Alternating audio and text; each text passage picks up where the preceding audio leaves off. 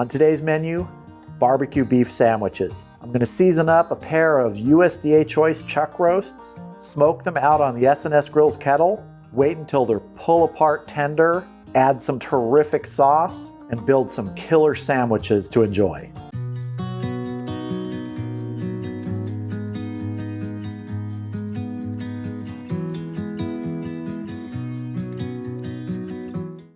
Yeah, I always love it when I find chuck roasts, especially choice chuck roasts on sale, and that's what these were. These are each a little over 3 pounds. One of them's just a little bit bigger than the other, and I'm gonna get these seasoned up now. Now, what's interesting is a lot of times I'll get comments or messages from people that say, you always use your own seasonings, you never use any commercial seasonings. Well, I mean, I actually do. I have used rubs from different manufacturers a lot of times, and today I am gonna be using one. I'm going to be using Mad Cow Rub from Postal Barbecue. Now, Jabin Postal, he has a YouTube channel called Postal Barbecue, and I reached out to him and asked him if I could buy some of his rub. He offered to send it to me for free, and I said, no, I'm buying it because I've heard good things about it. So that's what I'm using today, the Mad Cow Rub. Let's go ahead and get these seasoned up. We don't need any binders on here. There's good surface moisture still. Now, I've tasted this rub, but I haven't used it yet on any meat, so this is going to be interesting.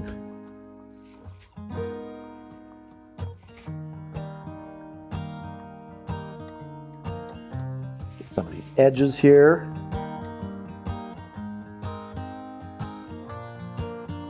Now, these 2 chuck roasts are not going to be smoked up today. They're going in the refrigerator overnight, loosely covered with some plastic wrap, just to let them absorb this flavor. All right, these are ready. I'm gonna get them on a wire rack on a baking sheet. They're gonna go in the refrigerator, like I said, overnight. I'll see you tomorrow out at the SnS Grills Kettle.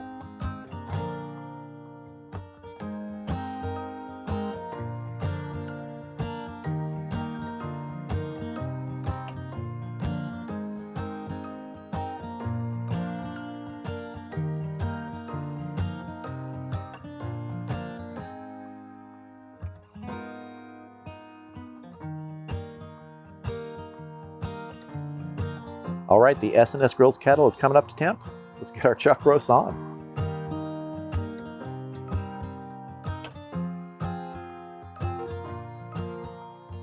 My temperature probe in here. All right, those are looking good. Let's go ahead and get our lid on and get smoking. Now, the kettle temp I'm shooting for today is somewhere around 275. With the slow and sear in there, that's pretty easy to maintain. I'll just dial in the vents and get it to that temperature, and it'll stay pretty close to that for 5, 6, 7 hours. I have water in the water reservoir, and I'm using post oak for smoke today. Now, because I'm going to be wanting to use these for kind of a pulled barbecue beef sandwich, I'm going to be taking these above 208 today, probably closer to 210, but somewhere around 160 I will be wrapping these. So I'll see you back here in a couple hours when we check them and see if we need to spritz them. All right, we've been going for 2 hours. The internal temp is about 145 degrees. Let's take a look at these chuckies. Looking good so far. So we're starting to get the bark development, but we still have a good amount of moisture here. Don't need to spritz this. I'm gonna put the lid back on, let these keep going until we stall out, and that's probably gonna be somewhere around 160. I'll see you back here when we reach the stall. One thing I want to mention is I am going to wrap these, but I'm not going to finish them on the kettle. We're going to take them inside and put them in the oven to finish. I've had so many people ask me questions about that. Can you finish it in the oven after you wrap? Yeah, it's an easy way to do it. That's the way we're doing it today.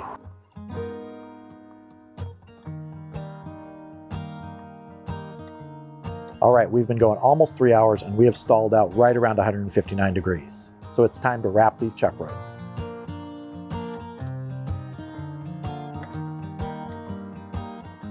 Now, I want my probe to stay in this chuck roast. So I'm going to see if I can feed the wire back through the probe hole here. Success. So these chuck roasts are going to go in a foil pan to be wrapped.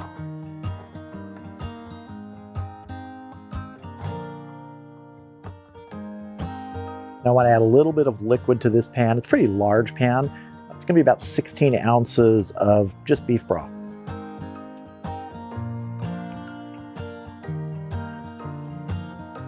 I'm going to double wrap this with foil and make sure that the wire is still accessible.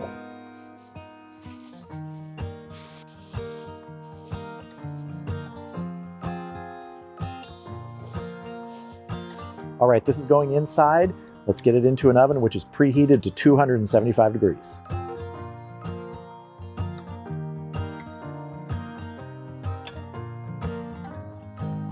All right, the chuck roasts are in the oven at 275 degrees in that foil pan wrapped up. I'm gonna wait till they get right around 210 degrees internal before I check them. But right now I wanna get started on the sauce that's gonna go with these barbecue beef sandwiches. It's gonna be a barbecue sauce. Now, you could just use a jarred barbecue sauce or something you have in your house. I like to take a basic barbecue sauce sometimes when you just buy it at the store and doctor it up a bit. And that's what I'm doing today. So I have an 18-ounce bottle of just a Kroger store brand barbecue sauce. That's gonna be our base today. To this, I'm gonna add 3 tablespoons of apple cider vinegar and 2 tablespoons of whiskey. This is a Jack Daniel's honey whiskey.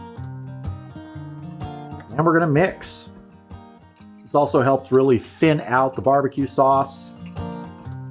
And I do this frequently just around the house when I'm making stuff I'm not filming for videos, is just taking that barbecue sauce, a pre-made store-bought barbecue sauce, and adding flavors to it, experimenting, trying things with it.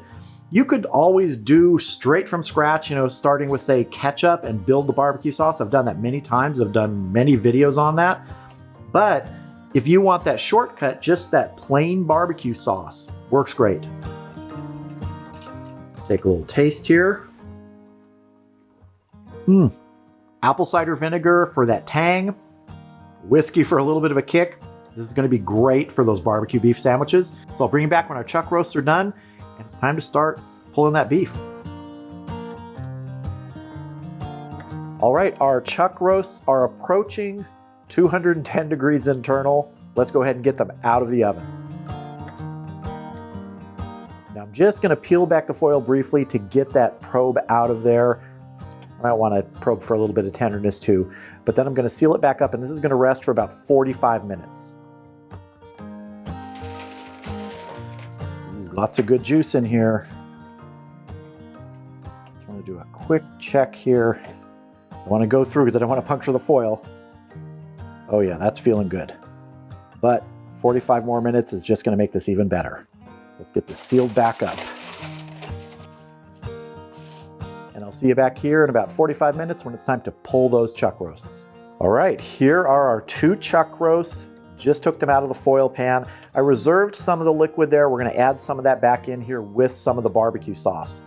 Most of that barbecue sauce we're gonna save to actually put on the sandwiches as we build them. Now I didn't put any insulators in my gloves. It's still a little warm, but I think I can handle it. So let's just go ahead and start pulling this apart.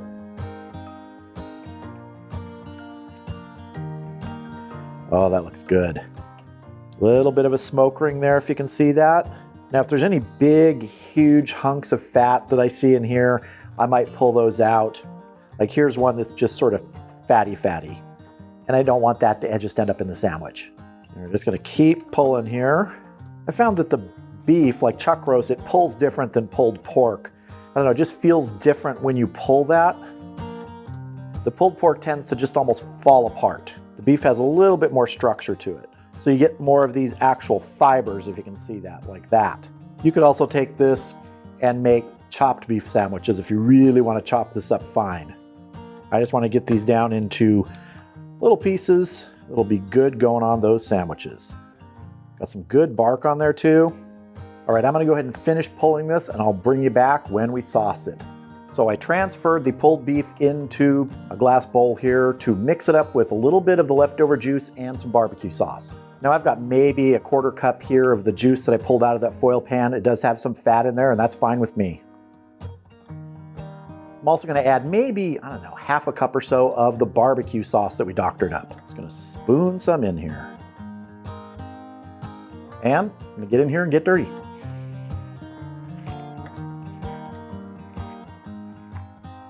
Get everybody nice and coated. That's looking good. Let's build our barbecue beef sandwich. All right, I have the bottom half of a toasted bun here. Went ahead and toasted up some buns. Just gonna start building here. I'm gonna try and pile this high today. Certainly have plenty of beef. More? Okay, more. How about some sauce now?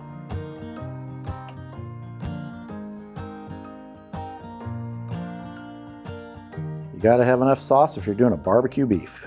The one thing I like on my barbecue beef sandwiches is some nice dill pickle slices. Give it a nice little bite in here. Then we top it off. There we have it. Barbecue beef sandwich made from smoked chuck roasts on the SnS Grills Kettle. That's looking good. It's time to taste. So this is just going to be massively messy to eat, but I don't care. Let's dig into it. I'll be doing some face wiping. Do I have anything on my face? That is some good barbecue beef. Really good flavor from that mad cow rub from Postal Barbecue. Just a good overall seasoning from it. If you ever want to test what seasoning tastes like, just as a comparison, do something like a chuck roast with nothing on it, just plain, and then do one with a rub or something you like. And you will immediately be able to say, oh, that's what the seasoning brings to this. Even if it's just salt and pepper, but this has a real depth of flavor to it. I really like it. And a really good pronounced smoke flavor from that post oak. Post oak is kind of moving up there on one of my favorite woods. Hickory's still top there. For uniqueness, olive wood still is top for me. But post oak, I mean, it's traditional in a lot of beef when you're smoking beef. It's really starting to grow on me. There's a really nice flavor with this. Now you could do this on any smoker pretty much. I decided to use the SnS Grills Kettle today because, well, when I bought that months and months ago, I really started to like the features as I tested it. The temperature control features, it has something called, I call it the smoke hole. I know Justin over at Baby Back Maniac kind of coined that phrase. It's actually a hole where you can add, I think, a fan port, but it really allows you to do just some micro adjustments on airflow in there. So you could literally shut down the bottom vents completely and just use that smoke hole adjustment to give you a very precise temperature dialing in ability. And I really like that about it. I also like the side shelf. I also like that it has 4 wheels. I like the built-in temperature probe port. I like that the temperature gauge in the lid is on the same side as the vent in the lid and lower to give you something a little more accurate at grate level temp. So they didn't pay me to say any of this. I bought that myself, and it's a really terrific kettle grill. But also, as I mentioned, I didn't want to finish it completely on the SnS Grills Kettle. I wanted to bring it in and use the oven for that last stage, that wrapped stage, because I get so many questions about that. People saying, well, why don't you just take it inside? Well, most of the time, you know, I just like sitting outside by the grill. That's enjoyable to me.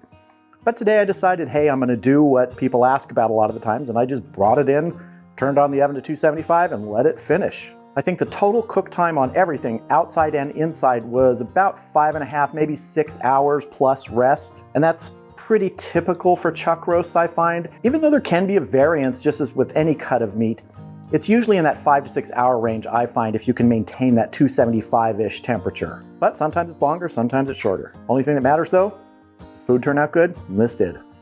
So that is my barbecue beef sandwich using the Postal Barbecue Mad Cow Rub and a doctored up barbecue sauce that you can do at home with anything you want. 5 or 6 hours of cook time with some good smoke. You've got a fantastic sandwich which is not graceful to eat, but which just tastes amazing. Embrace the sauce face.